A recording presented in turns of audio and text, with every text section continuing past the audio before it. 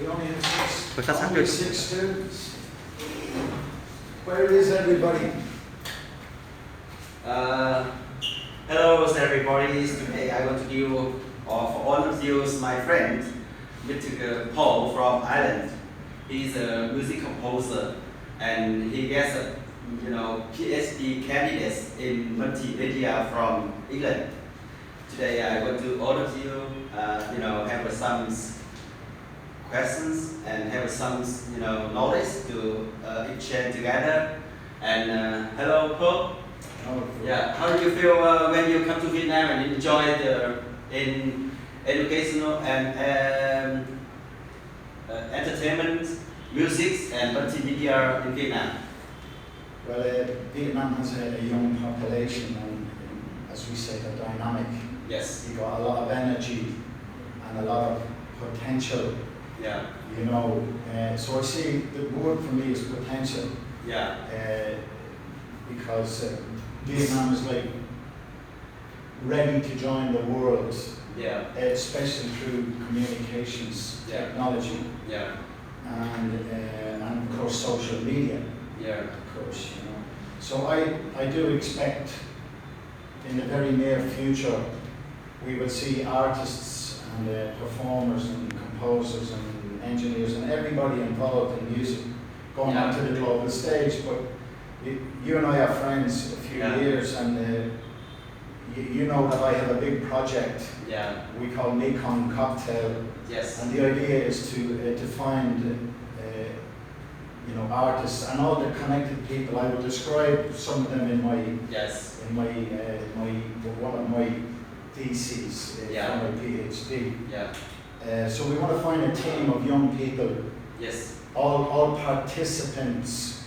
In this ecosystem, or as I call it, an ecosystem. But I'll describe that for everybody so everybody understands very clearly what it is. So I think it's a big future. How long have you been in Vietnam and how do you feel? And I heard that you have a news book and news songs for Vietnam. And can you tell or inspire something about the story about you in Vietnam? Well, actually, I'm in Vietnam almost 7 years, but I've been very busy because I work internationally, so I do a lot of work for people back in London and back in Ireland, and sometimes in America, even Hollywood. I've done a little work. Yeah. And so when I'm here, I've not really completely focused on Vietnam, so I kind of have one foot in Vietnam and one foot in the big world, but everybody's going to have to learn to do that. Yes. But since I've been here, I've grown to love Vietnam very much. I'm having a big love affair with it.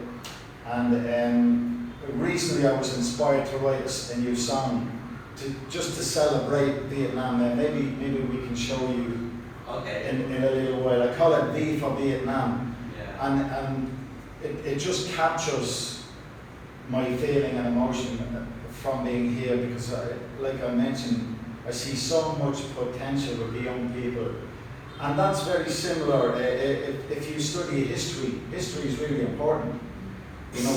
We've got general history, but we can study the history of music development and the music industry and so on.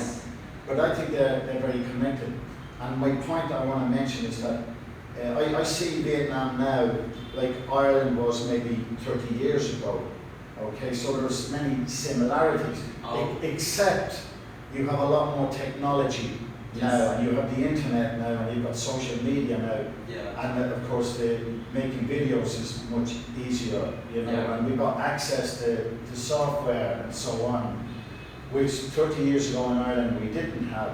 But I see the same movement, the same dynamic, where suddenly a lot of young people appeared, and they wanted to forget about all the bad things in history.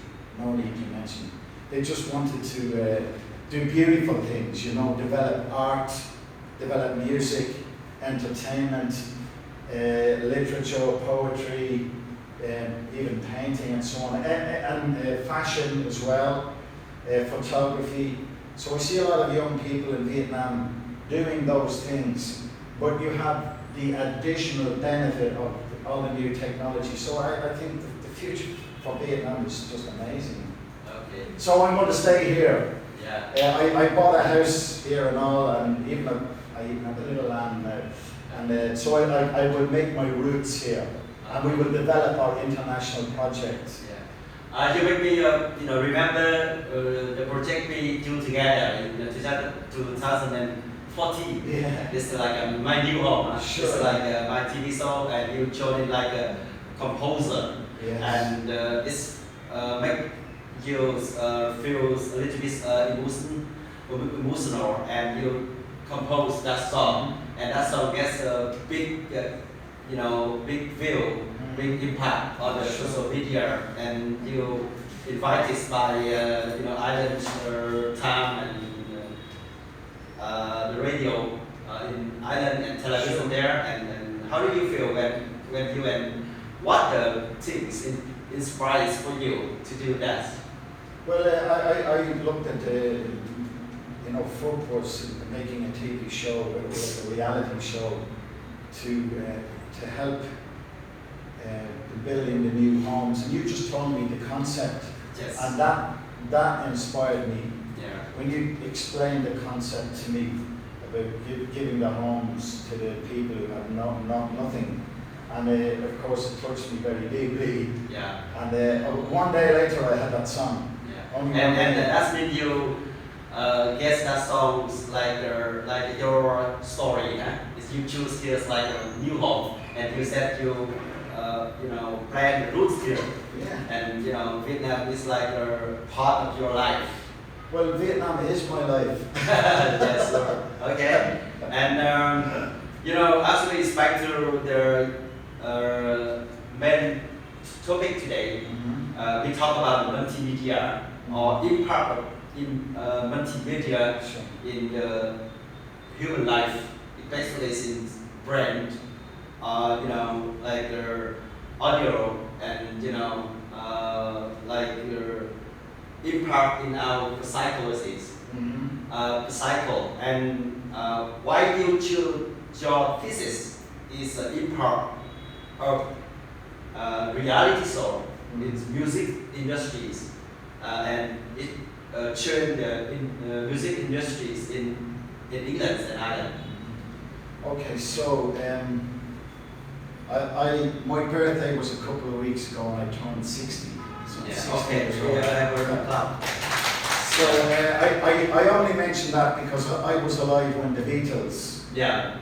I go back to all the big history of every big music development in the world, and I have a very interesting story about that. Maybe I will tell you later. Okay. I was supposed to meet the famous producer, George Martin, and I fell asleep. Okay. I missed the meeting. Okay. But so I have a Beatles connection. So Yeah. I saw the development of music from the Beatles up to now. Now, at that time, the technology was tape, and it was very basic, but they were really clever how they used it. They'd slow the tape down and so on and so forth.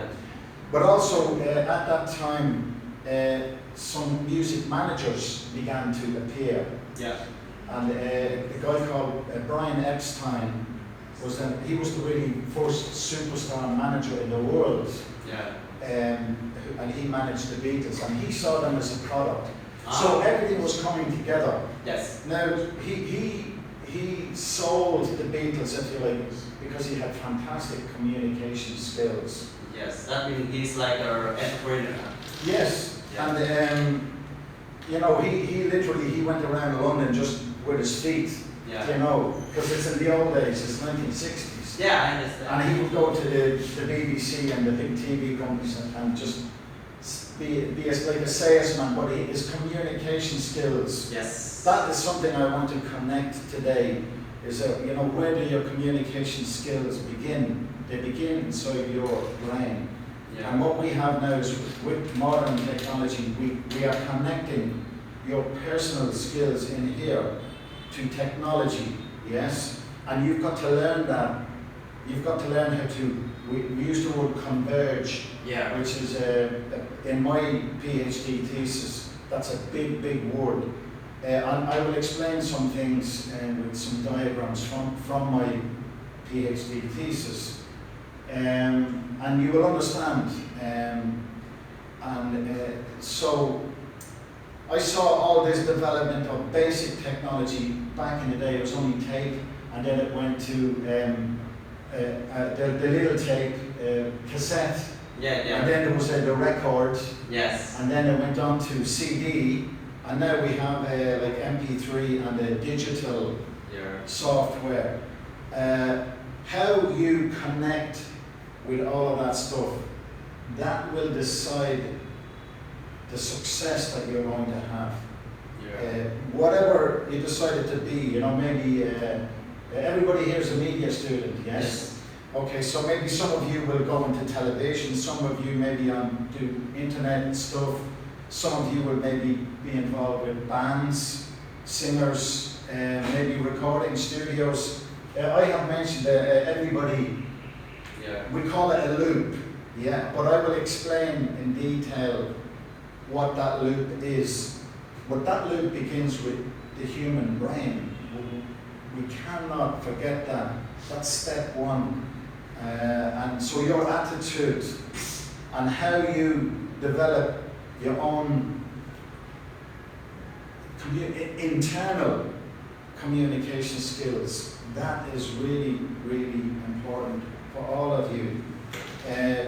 Because technology and the internet and multimedia, they are only tools, yes? Like a carpenter